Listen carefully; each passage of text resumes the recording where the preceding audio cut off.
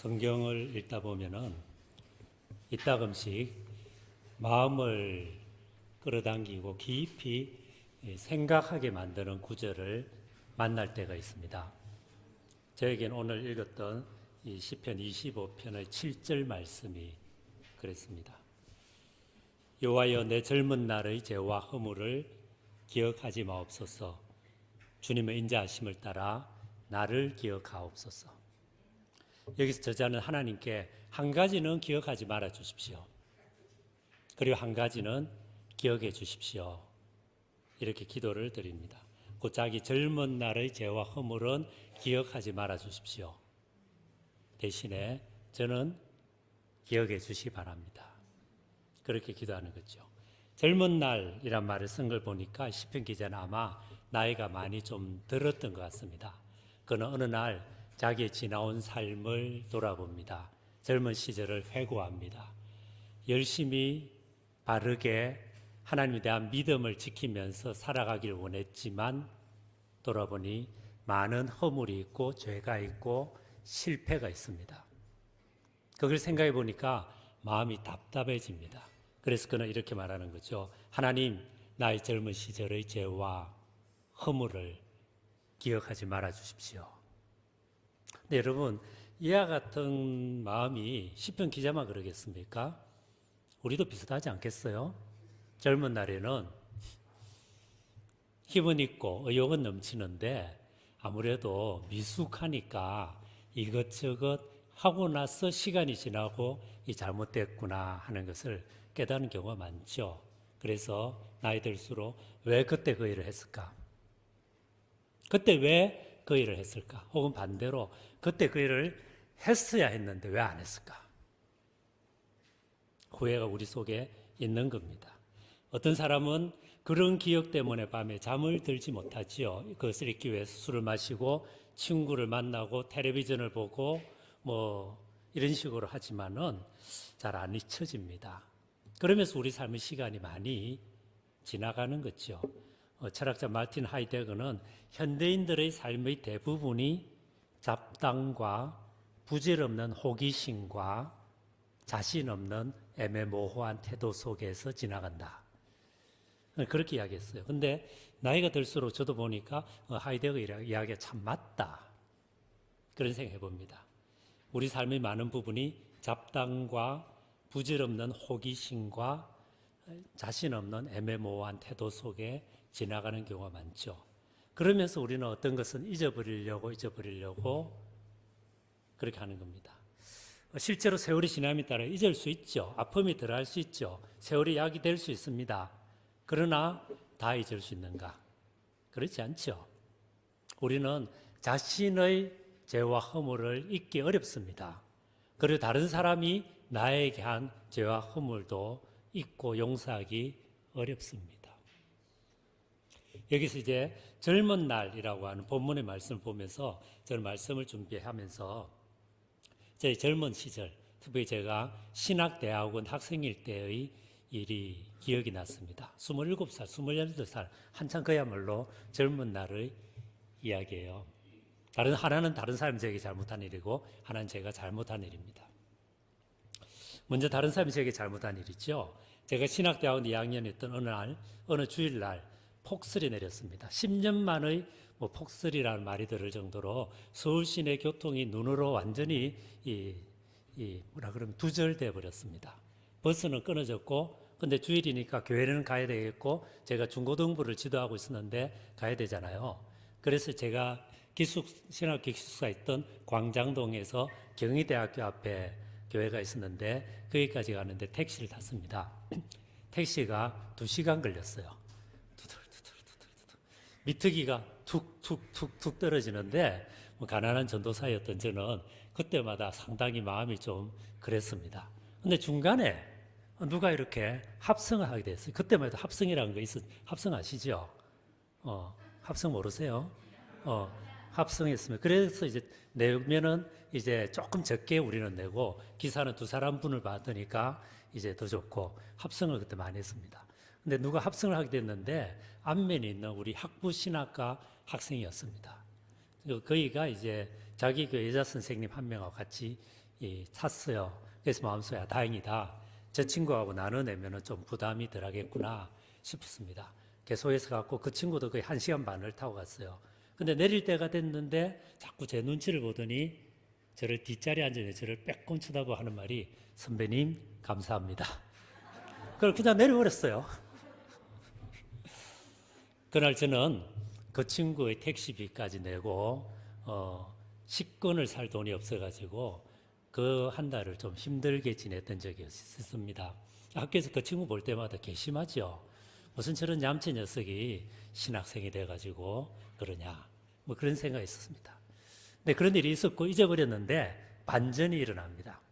한 10년 전에 저희 학교에 중국 선교사 한 명이 와서 채플실에서 설교를 했습니다. 설교를 하는 중에 예배를 드리면 제가 보니 뭔가 안면이 있어요. 어디서 봤는데 싶었는데 그 친구였습니다. 그는 아주 열정에 복음에 대한 열정으로 가득 차 있는 정말 좋은 선교사가 되어 있었습니다. 예배를 마쳤고 같이 이제 교수들과 식사하는 중에 그 친구는 저를 기억은 했지만 그때 그 일은 전혀 모르는 것 같았습니다. 저도 뭐 구태여 그 일을 이야기할 건 없잖아요. 그래서 같이 식사하고 이야기 나누다가 헤어졌습니다. 그러나 젊은 날의 그 기억은 있는 거죠. 우리의 젊은 날의 죄와 허물을 기억하지 말아 주십시오. 반면에 자신의 잘못도 기억을 잊기가 쉽지 않죠. 역시 신학대학원 2학년 때 27살 때 28살 때 일입니다. 학교에서 신앙사경회를 갔어요. 제가 조장이 돼가지고 한 5번 정도 소그룹 모임을 해야 됐습니다. 7, 8명 이런 소그룹이었습니다. 근데 그때 저는 너무 삶을 규범적으로 살아왔다. 일탈을 너무 안 했다. 그냥 범생으로 살아왔다. 그래서 뭔가 좀 일탈을 해야 뭔가 배울 것이 있지 않나 이런 생각을 한참 많이 하고 있었을 그런 때였습니다. 그래서 친구 한 명하고 이야기하는 중에 그 친구가 먼저 저를 꼬드겼는지 제가 먼저 했는지 기억이 안 나는데 야 우리 그만두자 탈출하자 뭐 그렇게 해가지고 결국 그 모임을 빠져버렸습니다. 제가 빠졌기 때문에 한 5번 정도 소그룹 모임은 상당히 어려움이 있었을 겁니다. 그게 그 이후로 상당히 오랫동안 마음에 언짢게 남아 있었습니다. 미안하죠. 그러면서 마음속에 이제 그 뒤로 저는 이제 목사 안수도 받았고 뭐 신학교 교수도 됐고 한 번씩 가서 말씀도 전하는데 혹시나 제가 참여한 그 모임에 그때 그 멤버 중에 한 명이라도 와서 제가 이제 인도하는 모임을 본다면 어떤 생각하겠습니까? 그 가장 기본적인 약속도 지키지 못하던 무책임한 사람이 무슨 설교를 해? 그런 생각하지 않겠어요? 우리 젊은 날의 죄와 허물은 여전히 남아있는 겁니다. 아무튼 우리는 기억 때문에 힘들고 기억 때문에 상처를 입습니다. 너무 힘든 경우는 자다가 벌떡 일어나 괴로워할 정도로 자기를 받아들이기 어렵죠. 제가 토론토 대학교에서 공부할 때 이제 우리 집사님 중에 한 분이 어머님이 한국에 계셨는데 암이었습니다. 그래서 이 무남동녀 외딸이었기 때문에 딸이 있는 데서 죽어야겠다. 어머님을 내가 임종을 지켜드려야겠다 싶어서 초청을 했습니다. 처음엔 예배 참석하셨어요. 근데 몸이 점점 약해지니까 예배 참석할 수 없게 돼가지고 그때 우리는 캐나다 교회를 빌려서 예배를 드리고 있었기 때문에 오전이 시간이 있었습니다. 그래서 제가 저희 가족들과 같이 가서 오전에 그 한 분 권사님 위해서 그 집에서 예배를 드리고 그리고 와서 오후 예배를 인도하고 이런 식으로 시간을 보냈습니다. 근데 이제 권사님하고 같이 예배를 드리면은 이분이 항상 이런 이야기를 해요. 목사님, 제 나이 이제 70 넘었는데요. 살 만큼 살았는데요. 딴 거는 다 괜찮은데요. 하나님 보기가, 하나님 뵙기가 너무 죄송해요. 주님 뵙기가 너무 부끄러워요. 항상 그러시는 거예요.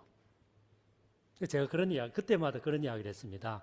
권사님, 우리가 암만 잘 살아봤자, 암만 훌륭하게 잘 살아봤자 다 인간이 거기서 거기입니다. 뭐 크게 대단할 거 없습니다. 그냥 우리가 은혜로, 긍휼로 하나님 앞에 가는 것이 우리 행위로 갑니까? 공로로 갑니까? 우리 잘한 것으로 갑니까? 그런 거 없습니다. 그냥 하나님께서 권사님 있는 대로 받아주시니까 편하게 지내시다가 주님 만나러 갑시다. 그런 이야기를 제가 그 이야기할 때 36, 7쯤 됐습니다.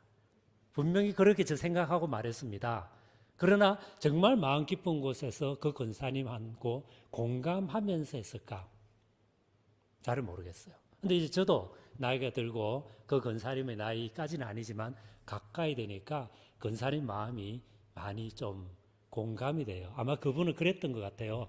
하나님 보기가 부끄럽습니다. 이런 말 속에서 결국 자기 인생이 억울한 거죠. 삶이 아쉬운 것입니다. 잘 살고 싶었습니다. 멋있는 삶이기를 바랬습니다. 아름답기를 원했습니다.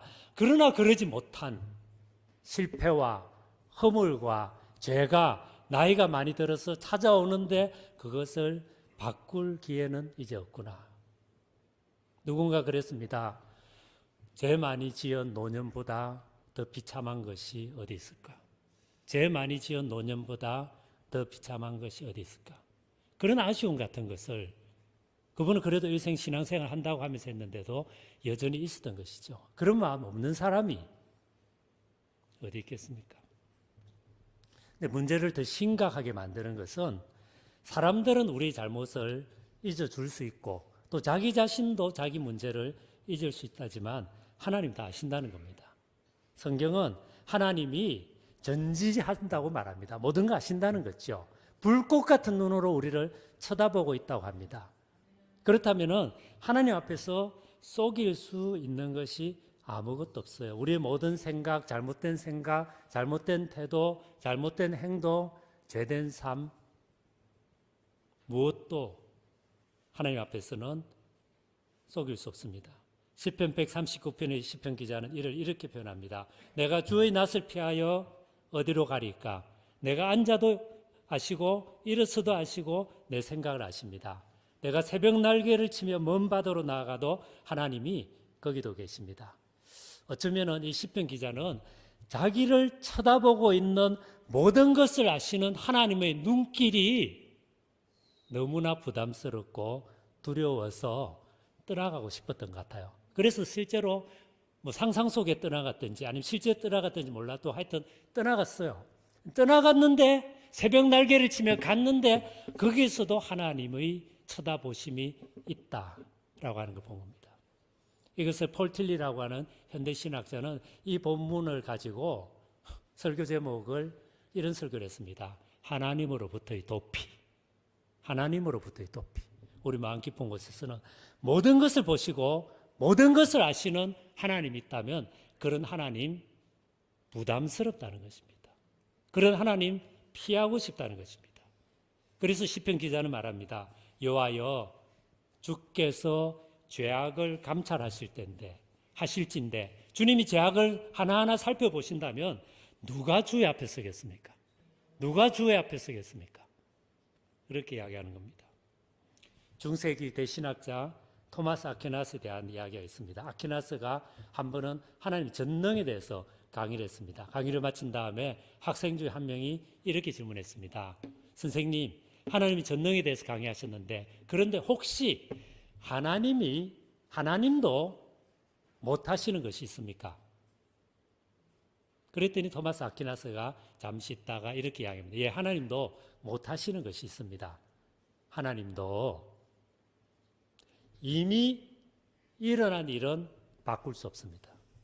하나님은 또 이미 일어난 일은 바꿀 수 없습니다. 여러분 우리가 한 번씩 SF 영화를 보면은 타임머신 타고 돌아가는 이야기 있잖아요. 과거로 갔다 미래로 갔다가. 근데 한번 생각해 보십시오. 실제로 그런 일이 있어서 과거로 돌아가서 바꾸고 싶은 것이 있잖아요. 저도 제 인생에서 바꾸고 싶은 게 있어요. 그래서 몇 살 때 돌아가서 이거 바꾸고 몇 살 때 돌아가서 이거 바꾸고 이런 상상을 한 번씩 해보셨어요? 안 해보셨어요? 저는 해봤어요. 그런데 다시 생각해 보면 실제로 그런 일이 일어났다고 해서 가서 바꾸었다고 합시다. 그럼 어떻게 됩니까? 뭔가를 하나 바꾸면 그것과 연관되어 있는 사건들도 바뀝니다. 다시 그것과 연관되어 있는 또 다른 사건들도 바뀝니다. 그리고 이 세상 모든 건 다 연결되어 있기 때문에 그렇다면 한 사람의 뭐 아주 사소한 걸 바꾸게 되면은 그 결과로 세계 전체의 방향이, 역사 전체의 방향이 바뀌어버리는 거예요. 그렇죠? 맞아요? 맞다고 해주시 바랍니다. 그래서 아퀴나스는 말하는 겁니다. 하나님도 이미 일어난 일은 바꿀 수 없습니다. 그렇게 이야기하는 겁니다. 그래서 우리의 죄와 우리의 허물과 우리의 상처와 우리의 실패도 바꿀 수 없습니다. 바꿀 수 없습니다. 그래서 우리는 할 수 있는 한 진실하고 정직하고 착하게 살지 않으면 안 됩니다. 하지만 이것으로 끝은 아닙니다. 여기에 하나님의 놀라운 다른 약속이 있습니다. 과거의 잘못과 실수와 죄악은 사라지지 않지만 이제 하나님은 예수 그리스도 때문에 예수 그리스도 안에서 예수 그리스도의 십자가 죽음으로 인하여 일어났지만 그 죄와 허물이 있지만 그것을 용서하시고 그것을 더 이상 기억하지 않는다 라고 성경은 말합니다. 성경은 말합니다. 오라 우리가 서로 변론하자. 너희 죄가 주홍 같을지라도 흰눈같이 될 것이다. 진홍같이 붉을지라도 양털같이 하얗게 될 것이라고 말합니다. 우리가 우리 죄를 자백하면 저는 미쁘시고 오로사 우리 죄를 사하시며 모든 불의에서 우리를 깨끗게 하실 것이요. 그래서 사도 바울은 이를 체험했기 때문에 이렇게 이야기합니다. 그런즉 누구든지 그리스도 예수 안에 있으면 새로운 피조물이라. 이전 것은 지나갔으니 보라 새 것이 되었다. 그런즉 누구든지 그리스도 예수 안에 있으면 새로운 피조물이라. 이전 것은 지나갔으니 보라 새 것이 되었다. 바울의 삶, 훌륭한 하나님의 사람이지만 그러나 바울 역시 인간입니다. 그도 자기 자신의 삶을 돌아볼 때 부끄러운 것, 수치스러운 것, 없었으면 좋았을 것, 지워버리고 싶었던 것들이 반드시 있었을 것입니다. 특별히 그에게는 몰라서 그렇지만 예수를 박해하고 교회를 핍박했던, 그래서 스스로 나는 죄인 중의 괴수라고 말할 수밖에 없었던 마음 깊은 곳이 있었던 것입니다. 그러나 예수를 만나고 예수 안에서 이 모든 것이 일어났지만 바꿀 수는 없지만 이미 용서받았고 하나님이 그래서 더 이상 기억하지 않으신다는 것을 깨닫고 말하는 겁니다. 그런즉 누구든지 그리스도 예수 안에 있으면 새로운 피조물이라, 새로 태어난 자라, 그리고 새로 살아갈 수 있는 자라. 나이에 관계없이, 과거의 실패에 관계없이, 지금 현재 상황에도 관계없이 지금 이 순간부터 새롭게 살아갈 수 있는 자가 되었다. 그렇게 선언하는 것입니다. 성경의 하나님은 거룩한 하나님이고 우리 모든 것을 아시는 하나님이지만 동시에 우리를 지극히 불쌍히 여기시는 분이고 용서하시는 분입니다. 그래서 성경은 말합니다. 동이 서에서 먼 것처럼 여호와께서는 우리 죄과를 우리에게서 멀리 옮기셨다. 죄와 과실입니다. 죄는 뭡니까? 의도적으로 잘못한 거예요. 과는 뭡니까? 모르고 혹은 능력이 없어서 잘못한 것입니다. 다 없는 것으로 여기게 해주시겠다는 것입니다. 그런데 하나님이 이런 용서와 사랑의 하나님임을 어떻게 압니까? 아니 그런 하나님이 있다는 것 자체를 과연 우리가 어떻게 알 수 있습니까? 그것은 예수 그리스도를 보면 압니다. 예수는 누구십니까? 하나님의 아들입니다. 스스로 신적인 분이십니다. 그런데 그분이 이 땅에 찾아오십니다. 실제로 예수는 사셨습니다. 예수란 분 있었습니다. 모든 역사학자들이 이 부분에 대해서 동의합니다. 그리고 오늘날 많은 역사학자들이, 성사학자들이 한때는 성경에 대한 많은 회의도 있었지만 그것이 계속 학문적으로 검토되어 가는 가운데 오늘날 성경이 말하는 실제 내용이 거의 그대로 물론 복음서 기자들에 따라서 마태, 마가, 누가, 요한복음이 보는 관점이 다르고 말하고자 하는 내용이 다르고 공동체의 문제들이 있었고 관심사가 달랐기 때문에 조금씩은 다를 수 있지만 그러나 복음서들이 공통으로 말하는 것이 실제로 역사적인 사실이다 라고 하는 것이 오늘 거의 학문적으로 최고 전문가 학자성을 가진 사람들에 의해서 인정을 받고 있습니다. 그래서 예수가 있었고 복음서가 말하는 그 예수가 바로 실제 예수고, 그런데 그 예수는 용서와 사랑과 자비와 긍휼과 무한한 자기 희생을 통한 생명을 가져오신 분입니다. 그래서 이 예수를 보고 이 예수를 믿을 때 이 예수가 말한 하나님이 진짜 하나님이다 라고 고백하는 것이 기독교 신앙입니다. 저도 그래요. 때로는 예수를 믿지만 목사지만 신학교 교수지만 하나님이 때로는 잘 안 잡혀요. 하나님 뜻 모르겠을 때가 많아요. 성경 그때마다 뭐라 말합니까? 믿음의 주요 온전케 하시는 이인 예수를 바라보자. 예수 안에 나타난 하나님이 진짜 하나님입니다. 그런데 예수님은 어떤 분입니까? 무한한 용서와 무한한 긍휼의 사람입니다. 진리와 사랑이 온전히 한 인격 안에 통일된 인류 역사 속의 유일한 존재. 나와 하나님은 하나이다. 나를 본 자는 아버지를 보았다. 나는 부활이요 생명이니 나를 믿는 자는 죽어도 살겠다. 아브라함이 있기 전에 이미 내가 있었다. 말씀하시는 분입니다. 특별히 요한복음 7장을 보면 예수님이 가는 중에 잡혀온 여인 이야기 우리 아시잖아요. 한 여인이 간음하는 현장에서 잡혀왔습니다. 그래서 어떻게 했어요? 옷도 제대로 못 입고 수치스럽고 그리고 두려움에 붙잡혀서 구석자리에서 있습니다. 사람들이 돌멩이를 들고 치려고 합니다. 그러면서 예수에게 말합니다. 율법에 의하면은 이와 같은 죄를 범한 여인은 돌로 쳐서 죽이라 하는데 예수여 당신은 뭐라고 말하시겠습니까? 사람들이 흥분해 있는 걸 보고 예수님이 땅바닥에 글씨를 쓰십니다. 시간이 꽤 지났을 것 같아요. 사람들 흥분이 가라앉습니다. 그런 다음에 예수님 말씀합니다. 너희 중에 누구든지 죄가 없는 자가 먼저 여인을 돌로 치라. 그 말에 사람들이 마음에 찔림을 받아서 나이 든 사람부터, 이 참 독특해요. 나이 든 사람부터 한 명씩 떠나고 마침내 예수와 여인만 남습니다.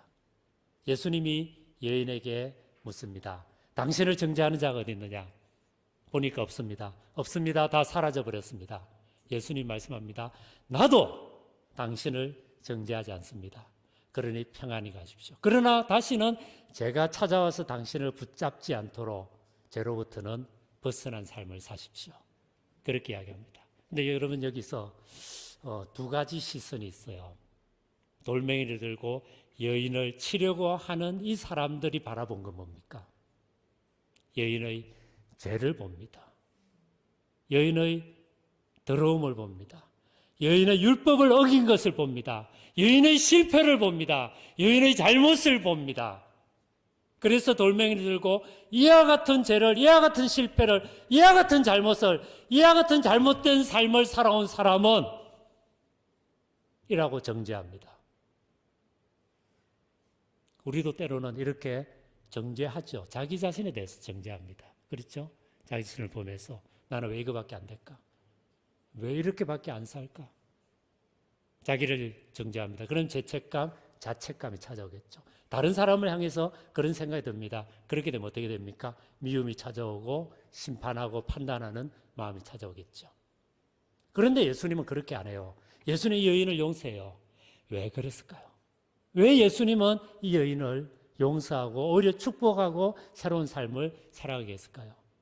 예수님은 다르게 보셨기 때문입니다. 사람들은 여인에게서 여인의 죄를 보았습니다. 여인의 실패를 보았습니다. 여인의 잘못된 살아온 삶을 보았습니다. 그러나 예수님은 다른 걸 봅니다.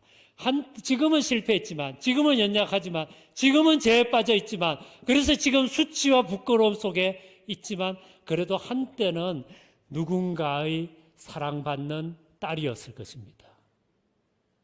한때는 누군가의 지극히 사랑스러운 연인이었을 수도 있습니다. 어쩌면 한때는 누군가의 가장 존경스럽고 사랑스러운 어머니였을 수도 있습니다. 무엇보다도 그는 지금도 하나님의 은혜가, 하나님의 긍휼이, 하나님의 손잡아 주심이, 하나님 축복이 임하면 지금이라도 새롭게 인생을 아름답게 꽃피울 수 있는 하나님의 딸일 수 있습니다. 예수님은 그걸 봤어요. 그래서 너희 중에 누구든지 죄 없는 자가 여인을 돌로 치라. 사람들이 떠나고 어떻게 보면은 예수님은 이 여인을 돌로 칠 수 있어요. 그렇죠? 예수님 죄가 없으십니다. 예수님만은 그분 자신이 바로 온전한 법이기 때문에 이 법에 의지해서 여인의 잘못을 심판할 수 있어요. 그러니 예수님 말합니다. 나도 당신을 심판하지 않습니다. 무슨 말입니까? 심판할 수 있어요. 어떻게 보면 심판해야 돼요. 그러나 심판하지 않아요. 왜요? 하나님이 그런 분이기 때문입니다. 하나님 그런 용서, 긍휼, 사랑, 그래야요 그 사랑으로 인해서 새롭게 삶을 만들어서 출발시키시는 분이 하나님이기 때문에, 그래서 우리는 예수 그리스도 안에서 하나님이 무한한 용서와 사랑과 긍휼의 하나님임을 깨닫게 됩니다. 우리 인간의 사랑과 하나님의 사랑이 달라요. 우리 인간의 사랑은 뭡니까? 사랑스러운 것을 사랑하는 것이 우리 인간이죠. 가치 있는 것을 우리는 사랑하길 원합니다. 그래서 아름다운 여인을 보면은 사랑이 갑니다. 왜요? 아름다운 가치가 있으니까요.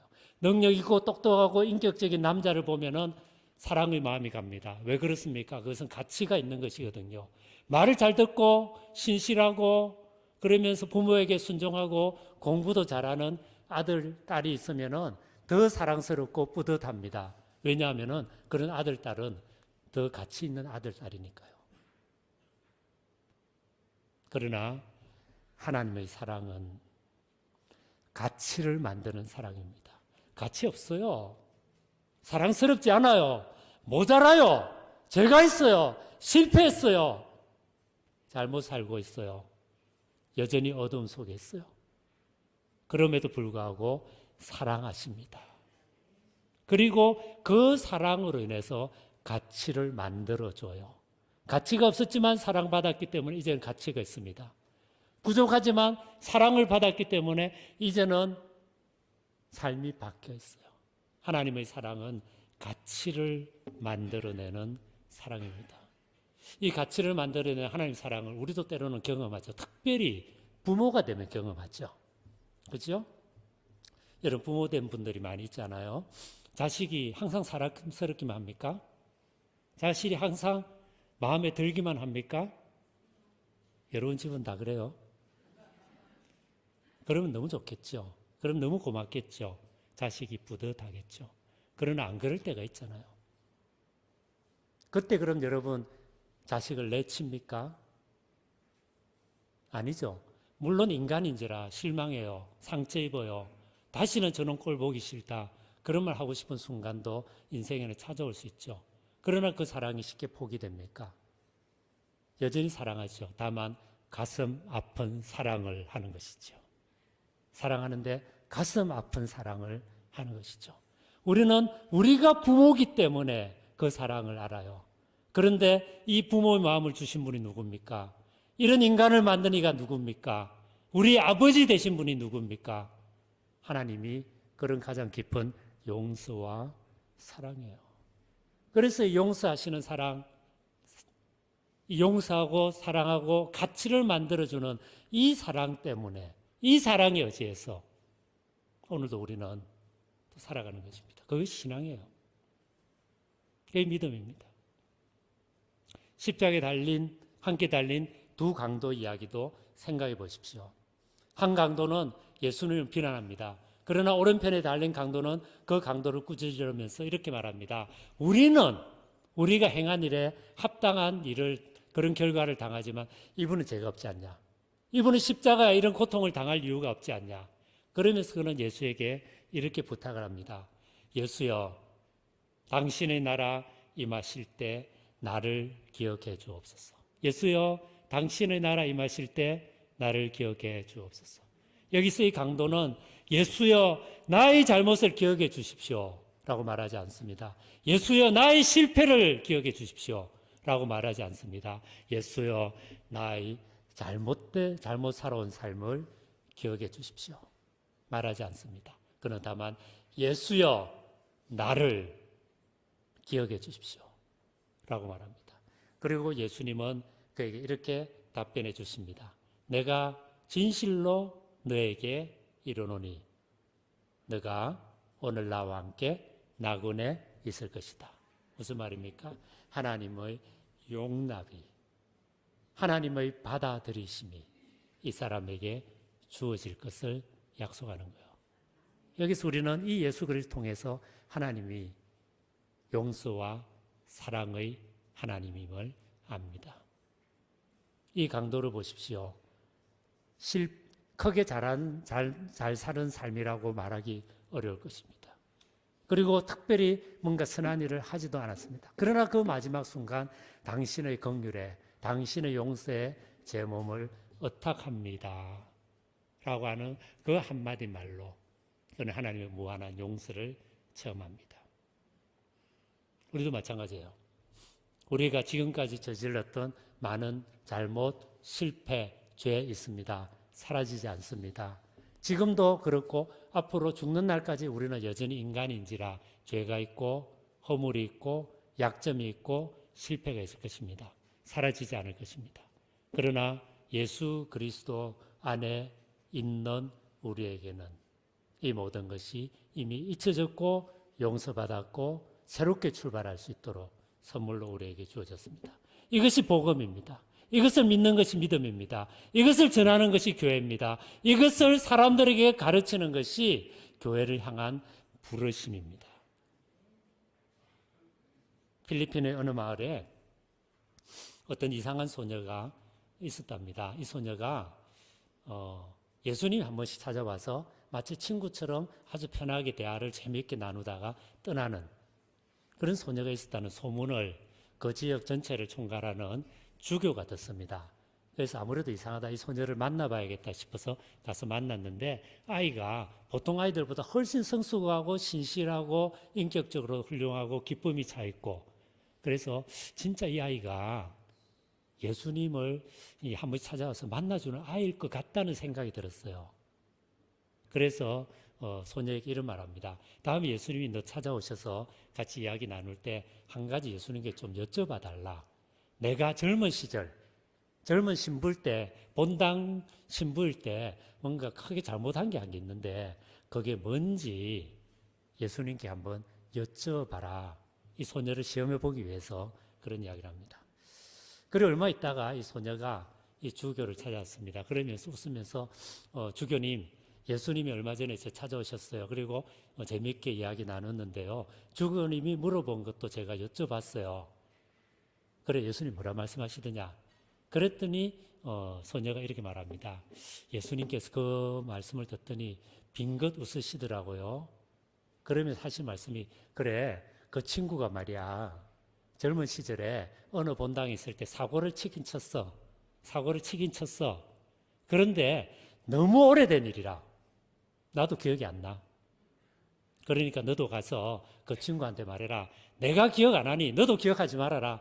내가 잊어버렸으니 너도 잊어버려라. 내가 다 틀어버렸으니 너도 그거 신경 쓰지 말아라. 그리고 평안하게 지내라. 이렇게 말씀을 하십디다.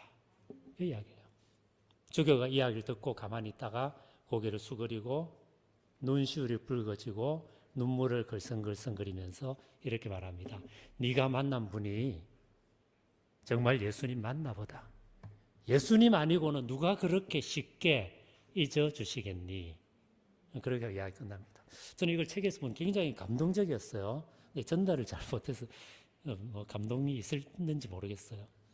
근데 요점은 아시겠죠? 우리 인간이란 잘 못 잊죠. 자기를 용서하기도 어렵고 다른 사람을 용서하기 어렵습니다. 우리가 그렇다 보니까 하나님도 그러실 것이다. 우리 생각입니다. 십자가에 달린 예수를 보십시오. 믿음의 주요 온전케 하시는 이인 예수를 바라보십시오. 예수 안에서 하나님 보십시오. 예수 안에서 나를 보십시오. 예수 안에서 이웃을 보십시오. 예수님 안에서 교회를 보십시오. 예수님 안에서 자기 삶을 끊임없이 되돌아보십시오. 그리고 예수 그리스도의 십자가 죽음과 부활의 능력 안에서 지금 이 순간 오늘 우리 한 사람 한 사람이 그럼에도 불구하고 하나님 앞에서 해야 될 일들을 고백하면서 한 걸음 한 걸음 부르심의 길을 걸어가십시다. 하나님, 나의 젊은 날의 허물과 죄를 기억하지 말아 주십시오. 하나님, 저를 기억해 주십시오. 그리고 우리 하나님은 예수 그리스도 안에서 우리의 허물과 죄는 잊어버렸고 우리를 기억하고 우리를 기대하고 우리에게 힘을 주시고 오늘 남은 우리의 삶을 통해서 하나님 나라를 거룩하게 일구어 가기를 원하십니다. 우리는 소중한 사람들입니다. 하나님의 사랑을 받은 사람들입니다. 하나님의 용서를 입은 사람들입니다. 하나님의 기대를 받은 사람입니다. 하나님의 말씀의 능력 안에서 새롭게 되었고 새롭게 될 사람들입니다. 이 말씀을 붙잡으면서 오늘도 우리를 향한 주님의 붙잡아 주심 안에서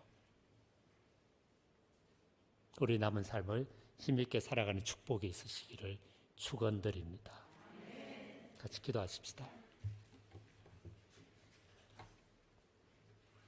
자기 귀에 들릴 정도로 기도하십시다. 예수 그리스도의 십자가 죽음과 부활을 통해 드러난 하나님과 우리 한 명 한 명을 향한 당신의 거룩하신 뜻을 알게 하옵소서. 그리고 저희 직업을 통해서, 가정을 통해서, 또 저희 남은 삶을 통해서 주님이 원하시는 삶을 걸어갈 수 있도록 힘을 주옵소서. 세상적인 성공의 길은 이제는 지났다 하더라도 하나님 앞에서 한 사람의 신앙인으로서 성숙의 길은 남아 있습니다. 그 길 잘 걸어가도록 힘 주옵소서. 같이 기도하겠습니다.